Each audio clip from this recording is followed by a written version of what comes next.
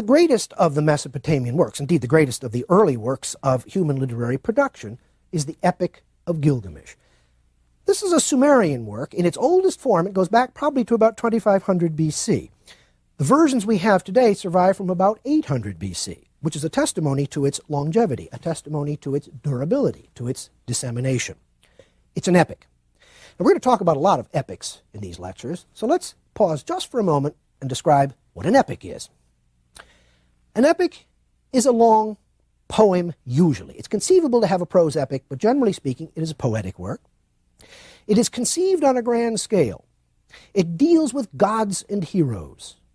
It deals with important subjects. It deals with them in elevated language. And it is universalizing.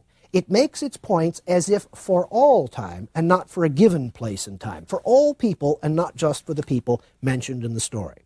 So these are some characteristics of epics, and we'll talk about other ones as we go along. What about this one? It's a story basically of a friendship between Gilgamesh and his great friend Enkidu. Now, Enkidu is the natural man. The poem, first of all, has an epic, a mythic account of the civilizing process. Okay? What that means, Enkidu runs with the animals. He's the natural man. The people in the city are worried about him. And he comes down to a pool to drink all of the time. So the people in the city send a harlot out to seduce him. He has sex with the harlots, and now the animals won't come near him anymore. He's been civilized.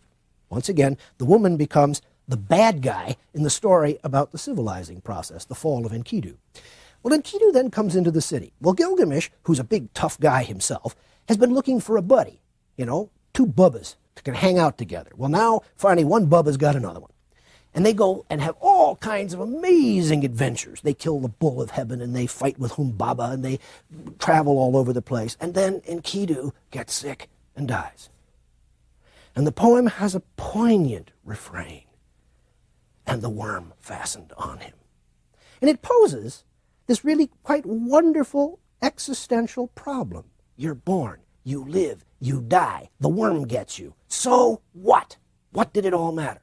Well, now, Gilgamesh goes in search of immortality. He goes off chasing a guy named Zazudra in some version of the story, Utnapishtim in others.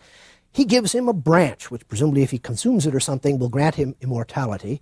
He fails to consume it right away, and a snake takes it away from him. The snake's back in the story now, and of course the immortal snake, and so on.